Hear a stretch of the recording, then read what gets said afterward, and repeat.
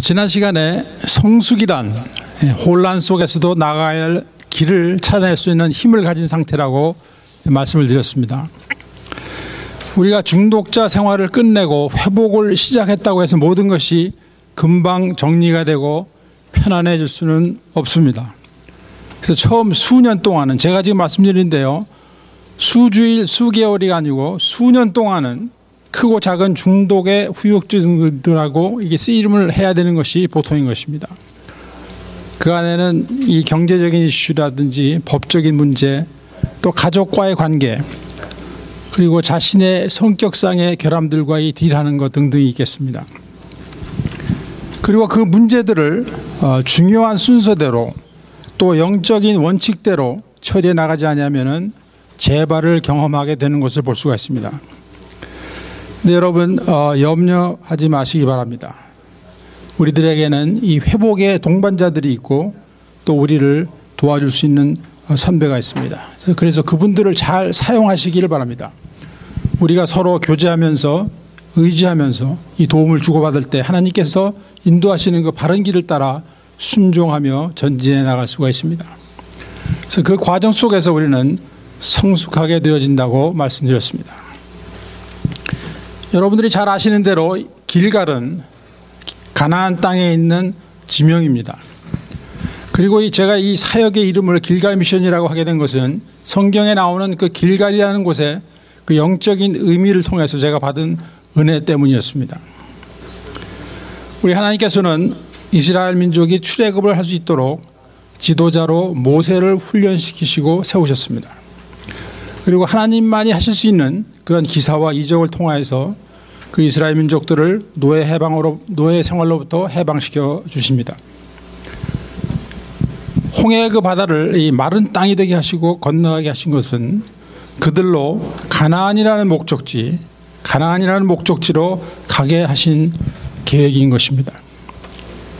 가나안 땅 우리가 보통 뭐라고 말해요? 젖과 꿀이 흐르는 땅이다 이렇게 말하고 있는데, 제가 몇 년 전에 이스라엘 가봤어요. 목사님께서 이스라엘의 그 뚜레시아스를 새로 시작하라 그렇게 명령을 하셨기 때문에 그냥 생전 처음으로 이제 그곳에 가서 현지 그 선교사님께서 운전하는 그 차를 타고 이렇게 이 행사장을 이렇게 물색하던 때가 있었습니다. 그래서 저는 선교사님께 부탁했어요. 그 혹시 길갈이라는 그 곳에 그 근처라도 지나가게 되면은 좀 알려주십시오. 그때 한참 있다가 이제 우리 선교사님께서 손가락으로 가르치시면서 저쪽 저 산 너머가 그 길갈일 것이라고 이렇게 말씀해 주셨어요. 근데 보니까 무슨 농작물이 자라는 것도 아니고 나무가 있는 것도 아니고 그냥 사막 같은 척박한 곳이에요. 비옥하게 보이는 땅은 절대로 아니었습니다. 그리고 그곳은 출애굽 당시에는 이 가나안 족속들이 진을 치고 있는 그런 이스라엘 민족에는 치열한 전투가 예상되는 그런 적진이었습니다. 그렇기 때문에 가나안은 낙원이라고 이렇게 부를 수 있는 곳이 아니었던 것입니다. 그런데 이 땅은 하나님께서 정해 주신 땅이고 또 축복하신 땅이기 때문에 젖과 꿀이 흐르는 땅이라고 불리우는 것이 아닌가 하는 그런 생각을 하게 되었습니다. 우리 생명의 삶을 가지고 큐티를 하신 분들은 1월 달부터 이 창세기를 시작하셨죠. 그 창세기 12장 1절에서 3절 말씀을 보면은 하나님께서 이미 예정하신 대로 아브라함을 그가 75세 때 이 복의 근원으로 삼으셨습니다. 그리고 하란을 떠나서 가나안으로 가라 이렇게 말씀하시죠. 그래서 갔습니다. 그러다가 그 후에 그 땅에 이제 기근이 오게 되니까 그 약속의 땅을 떠나서 애굽으로 건너가게 되고, 그곳에 가서 그 아브라함은 정말 아내 앞에서 남자답지 못한 행동을 하게 됩니다. 자기 목숨을 좀 보호하기 위해서 자기 아내 그 사례를 자기 누이라고 속이고, 그렇게 되니까 바로 왕은 사례를 데리고 가버렸죠. 그래서 졸지에 이 아내를 뺏기고 하나님께서 약속하신 그 약속이 깨어지게 된 것 같은 이 상황에서 하나님께서는 또 개입을 하십니다. 그래서 그 결과 사례는 다시 아브라함에게 돌아오게 되고, 그 후 얼마 후에 그들은 부자가 돼가지고 이제 가나안 땅으로 다시 돌아옵니다. 그리고 창세기 15장에서 하나님께서 또다시 하늘의 별과 같이 많은 후손에 대한 약속의 말씀을 주십니다. 그와 함께 장래의 후손들이 400년 동안 애굽의 노예 생활을 거치게 될 것도 미리 말씀해 주십니다. 그리고 창세기 21장에는 100세가 된 아브라함에서 이삭이 태어나게 되고 이삭의 아들 야곱은 여러분들 잘 아시는 대로 꼼수로 이 장자권을 차지하게 되죠. 또 하나님께서는 이 야곱의 가족들을 이 강한 나라 애굽으로 보내십니다. 그 이유는 이 민족이 커질 때까지 보호를 받게 하기 위함이에요. 그래서 그 큰 민족을 이룬 다음에 그들로 하여금 약속의 땅 가나안으로 돌아오게 하시는 것이 그 하나님의 계획이셨습니다. 그렇다면은 현재를 살고 있는 우리들에게 출애굽의 의미는 무엇일까요? 그것은 하나님께 택함을 받은 백성이 하나님께로 돌아오는 기회를 얻는 것이라고 할 수 있겠습니다. 여러분 잘 아신 대로 애굽의 그 출애굽의 사건이 일어나기 직전에 그 땅에는 하나님께서 내리신 여러 가지 재앙들이 있었죠. 그래서 그 재앙들로 인해서 애굽의 왕은 이스라엘 민족을 떠나보내지 않으면 안 되는 지경에 이르게 되는 것입니다. 그리고 그 파이널 블로우가 결정타가 그 애굽에 살고 있는 모든 맏아들과 맏것들이 죽는 사건이었어요. 맏아들은 사람이고 맏것은 짐승입니다. 그런데 하나님께서는 유대인들에게 미리 가르쳐 주신 게 있어요. 그 재앙을 벗어날 수 있는 처방을 보여주셨는데 그것은 흠없는 어린 양을 잡아서 그 피를 그들이 살고 있는 집에 그 문설주에 이렇게 바르도록 하셨어요. 그리고 그 피가 있는 곳은 재앙이 그냥 지나쳐 가도록 하셨습니다. 우리 하나님께서 어디에 유대인들이 살고 있는지 모르셔서 그 피 바르라고 하셨겠어요? 그렇지 않죠. 이제 나중에 이제 부속돼서 말씀이 나옵니다.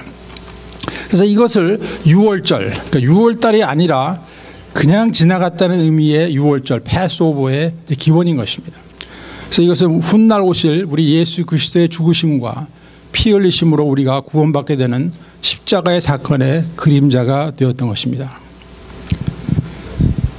그러므로 홍해를 건너게 된 사건은 죄의 노예가 되어서 살다가 영원히 멸망할 수밖에 없는 우리가 예수님의 보혈로 구원을 받고 예수님을 나의 구원주, 나의 삶의 주인으로 모셔드리고 하나님을 향하여 나아가게 되는 사건인 것입니다.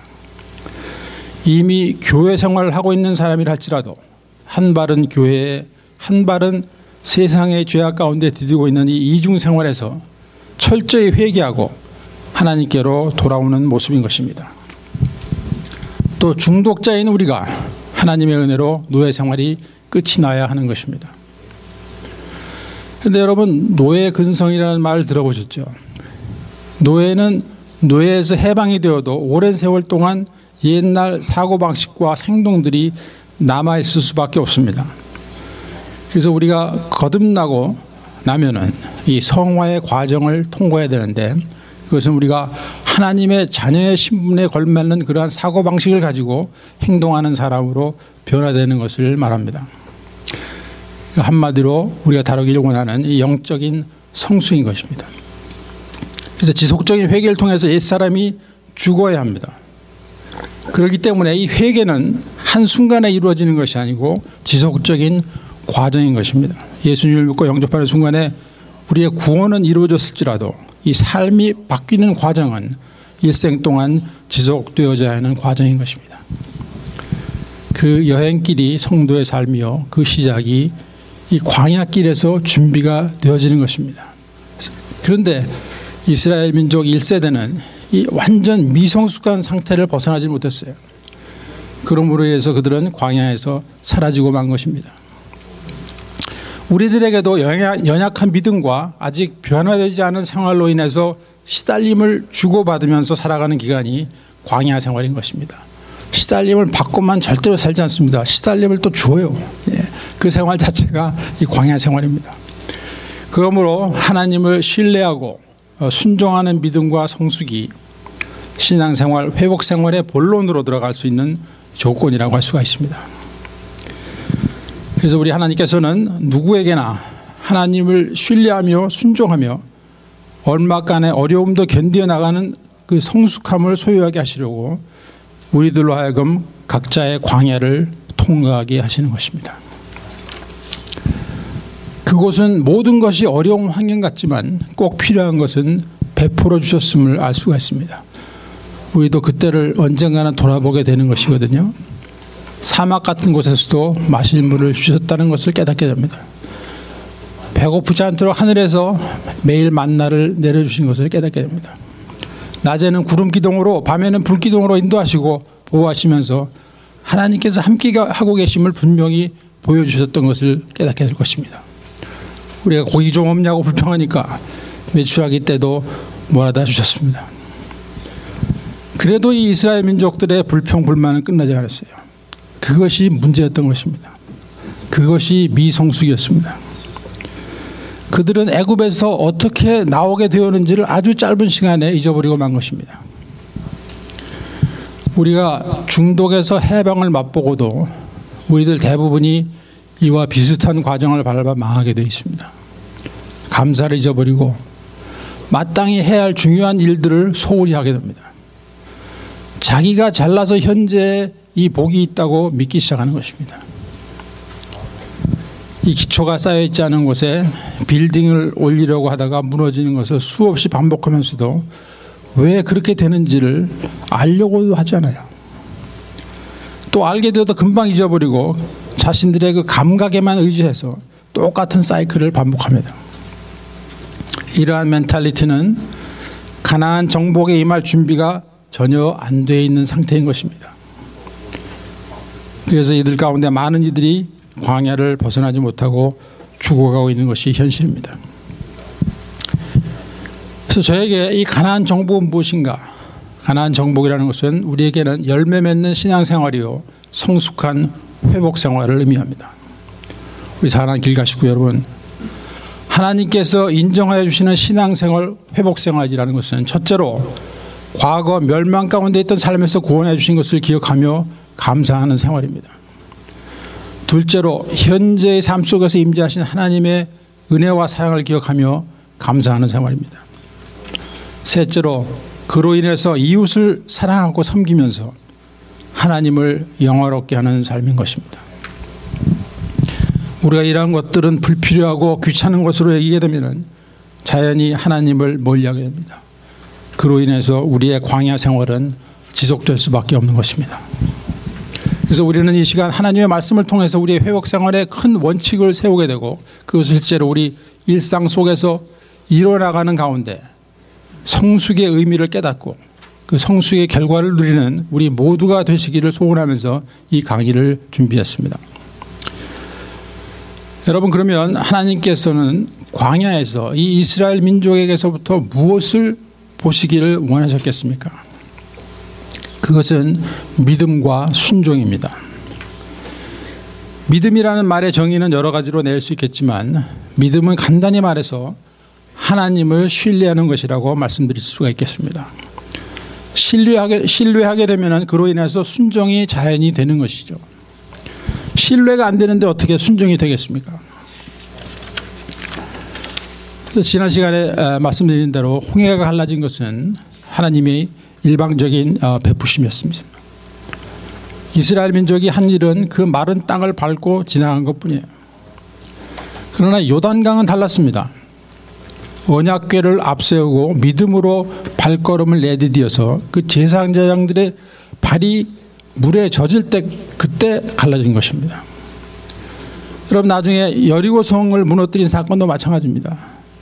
여리고성은 믿음과 순종으로 무너뜨렸습니다. 이 제사장들과 백성들이 그 언약궤를 메고 여리고성을 이 도는 사건 여러분 잘 아시죠?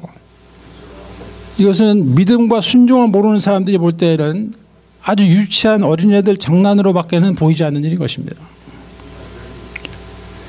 그러므로 믿음과 순종이 광야에서 이루어지지 않은 채 가나안에 들어가는 것은 전혀 의미가 없는 일이 되고 마는 것입니다.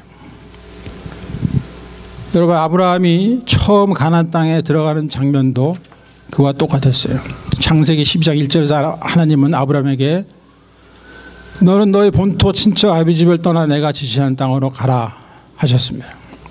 그런데 제가 생각할 때 이 구절의 원문은 지시한이 아니고 지시할의 미래형이라고 생각합니다. 왜냐하면 그 New King James Version 영어 성경을 보면 이렇게 되어 있습니다. Get out of your country, from your family, and from your father's house to a land that I will show you. I will show you 라고 번역이 되어 있습니다. 그게 무슨 말씀이에요? 하나님께서는 내 말을 믿고 그냥 떠나고 보라 하시는 것이에요. 그리고 아브라함은 앞으로 하나님께서 계속 더 지시하실 것을 믿고 아직은 행선지도 모르는 상태에서 떠난 것입니다. 사실은 리커버리도 이와 비슷한 구석이 있어요. 처음 시작할 때, 리커버리 처음 시작할 때 옛날 나이키 선전에 그런 게 있었죠. Just do it. Right?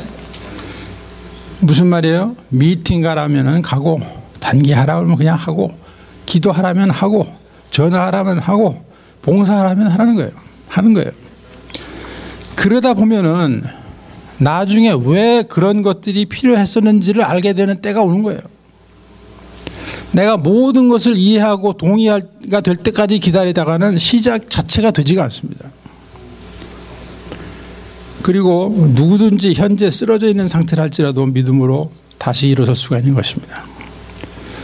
그래서 나의 주장을 접는 연습을 하다 보면은 길이 보이기 시작합니다.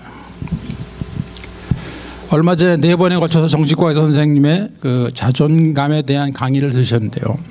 이 자존감과 자존심과는 다른 것입니다. 자존감은 self-esteem이라고 영어로 말하죠. 자존심은 뭐라고 말해요? pride라고 말할 수 있어요. pride, 교만이라고 할 수 있어요. 그래서 중독자 대부분이 교만을 꺾는 노력을 일생 동안 되풀이하다가 성공하지 못하고 죽는 사람들이 많이 있어요. 그런데 1단계, 2단계가 자기 주장과 교만이 꺾이는 첫 번째 과정인 것입니다. 그러면 1단계, 2단계를 종이에 써가지고 스폰서에게 하면 제출했다고 그 자기 주장과 교만이 꺾이게 되는가? 아니에요. 그것은 3단계 이후에서의 삶의 실제적인 내용으로 증명이 되게 되어 있습니다. 내 교만과 나의 주장이 꺾였는가? 하나님을 믿고 그분의 말씀 그리고 영적 원칙들에 대해서 순종하게 되기 시작하는 것을 보고 알게 되는 것입니다. 즉 정직과 겸손이 생활 가운데서 나타나게 되는 것이죠. 그래서 1, 2단계는 그것을 위한 가장 기초 과정인 것입니다. 이제 이스라엘 민족은 요단강을 건너면서 한 가지 중요한 일을 했습니다. 그것은 요단강 한가운데, 지금 요단강이 말랐죠. 그러니까 그 한가운데 제사장들이 서 있던 그 강바닥에서 12지파에서 한 사람씩 선출된 사람들로 하여금 그 돌들을 취하도록 했어요. 그래서 그 중에 12개는 물이 갈라져서 드러난 그 요단강 그 바닥 한가운데 그 기념비 같이 이렇게 세웠어요. 그리고 다른 12개는 길갈이라는 곳까지 운반해서 그곳에 세워졌습니다. 왜 그렇게 했을까요? 그것은 하나님께서 베푸신 이 기사와 이적, 그 은혜를 잊지 아니할 뿐만 아니라 후세들에게까지도 대대로 기억하고 찬양하게 하기 위한 것입니다. 여러분, 신앙생활, 회복생활은 하나님의 임재하심, 그분의 주권과 권능을 기억하고 순종하는 것의 연속인 것입니다. 이제 요단을 건넌 이스라엘 민족은 그 다음에 무슨 일을 했습니까? 길갈이라는 곳에 진을 치게 됩니다. 길갈이라는 단어는 굴러갔다는 뜻입니다. 애굽의 수치가 굴러갔다는 것입니다. 이름이 그렇게 지어지게 된 이유는 기나긴 그 노예 생활, 어두운 과거가 끝이 나서일까요? 아니면 저것들이 출애굽을 하고도 아직도 광야에서 헤매고 있다는 그 애굽 사람들의 조롱소리가 끝이 나서일까요? 물론 그것을 빼놓을 수 없겠죠. 그러나 제 생각으로는 그보다 더 원초적인 것, 더 중요한 것, 즉 하나님과의 관계가 회복되었기 때문이라고 생각합니다. 무슨 말씀인지 잠시 설명을 해드리도록 하겠습니다. 여러분, 이스라엘 민족이 요단강을 기적 가운데 건넜다는 사실을 가나안 민족 족속들이 알게 됐어요. 어떠한 기적을 통해서 건너는가를 알게 됐기 때문에 두려움의 기가 죽어 있는 것입니다, 지금. 그래서 상식적으로 생각해 보면은 그때가 바로 가나안 땅을 공격하는 최고의 기회인 것입니다. 그러나 그때 공격에 들어가는 것을 하나님께서 막으신 것을 알 수가 있어요. 이유는 더 중요한 것을 준비시키기 위해서입니다. 여러분, 우리 중독자도 처음에 끊고 나서 하나님의 심정을 깨닫지 못하기 때문에 이 만용을 부리는 경우가 자주 있어요. 끊자마자 자기 삶의 우선순위를 바꿔버립니다. 영적인 것보다는 눈에 보이는 것들에 집중하기 시작합니다. 그리고 얼마 후에 망하는 것을 수도 없이 저는 보아왔어요. 하나님께서는 이스라엘 민족에게 행군을 일단 중단하고 길갈에 머무르라고 하시는 것입니다. 뿐만 아니라 하나님께서는 요단강을 건넌 그 백성들에게 먼저 할례를 행하도록 말씀하셨습니다. 왜 그렇게 하셨을까요? 창세기 17장에서 아브라함이 99세가 되었을 때 하나님께서 나타나셔서 또다시 그 언약을 주시는 것을 볼 수가 있습니다. 1절에서 9절까지 말씀을 보시겠습니다. 아브라함이 99세 때 여호와께서 아브라함에게 나타나서 그에게 이르시되 나는 전능한 하나님이라. 너는 내 앞에서 행하여 완전하라. 내가 내 언약을 나와 너 사이에 세워 너로 심히 번성케 하리라 하시니 아브라함이 엎드린데 하나님이 또 그에게 일러 가라사대 내가 너와 내 언약을 세우니 너는 열국의 아비가 될지라. 이제후로는 내 이름을 아브라함이라 하지 아니하고 아브라함이라 하리니 이는 내가 너로 열국의 아비가 되게 함이니라. 내가 너로 심히 번성케 하리니 나라들이 네게로 쫓아 일어나며 여왕이 네게로 쫓아 나리라. 내가 내 언약을 나와 너와 네 대대 후손의 사이에 세워서 영원한 언약을 삼고 너와 네 후손의 하나님이 되리라. 내가 너와 네 후손에게 너의 우거하는 이 땅 가나안 일경으로 주어 영원한 기업이 되게 하고 나는 그들의 하나님이 되리라. 하나님이 또 아브라함에게 이르시되 그런즉 너는 내 언약을 지키고 내 후손도 대대로 지키라. 이렇게 말씀하시고 10절에서 너희 중 남자는 다 할례를 받으라. 이것이 나와 너희와 너의 후손 사이에 지킬 내 언약이리라. 이렇게 말씀하셨어요. 그래서 이 하나님의 축복의 약속에 대한 인간 쪽에서의 반응, 그 응답의 표시, 즉 하나님께서 제시하신 이 계약서에 사인하는 것 같은 것이 이 할례에 해당하는 것입니다. 그런데 이것을 이 광야 40년 동안 이들이 행하지를 못하고 살아왔어요. 그런데 이제 이 할례를 행하고 나니까 비로소 하나님께서 애굽의 모든 수치가 너희에게서 굴러갔다고 선언하는 것입니다.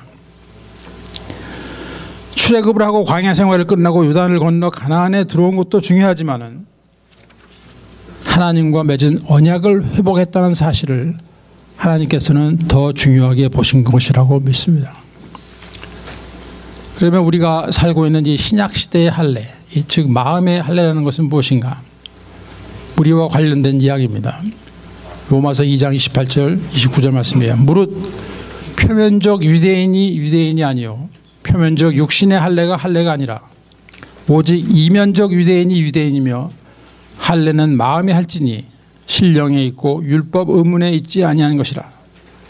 그 칭찬이 사람에게서가 아니요 다만 하나님에게서서니라. 마음의 할례는 예수님을 영접하고 성령으로 거듭나서 하나님께서 인정하시는 변화된 삶을 살게 하시는 하나님의 역사입니다.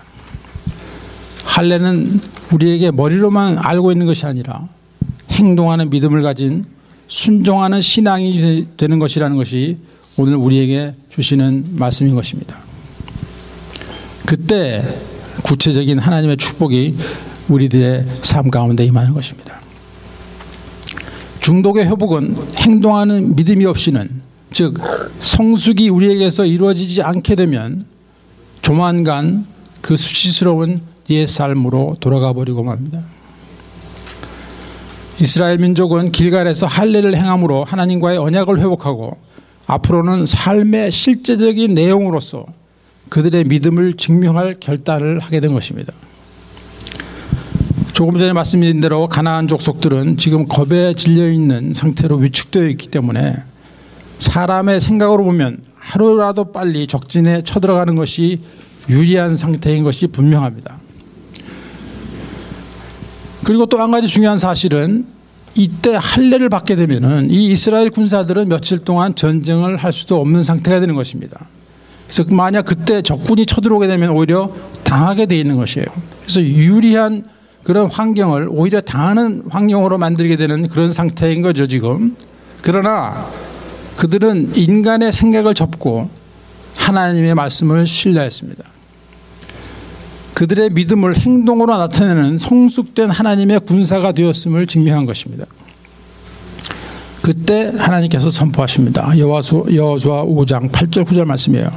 온 백성에게 할례 행하기를 필하며 백성이 진중 각 처소에 처하여 낫기를 기다릴 때 여호와께서 여호수아에게 이르시되 내가 오늘날 애굽의 수치를 너희에게서 굴러가게 하였다 하셨으므로 그곳 이름을 오늘까지 길갈이라 하느니라.